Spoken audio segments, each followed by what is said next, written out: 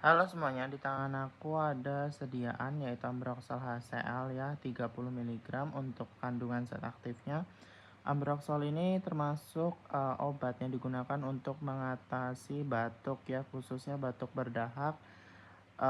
Selain itu juga batuk pilek ya, kemudian bronkitis, emfisema atau gangguan saluran pernafasan yang diakibatkan oleh dahak ya. Jadi Ambroxol ini bekerja dengan memecah mukopolisakarida ya pada dahak, sehingga nantinya dahaknya itu lebih encer dan mudah dikeluarkan.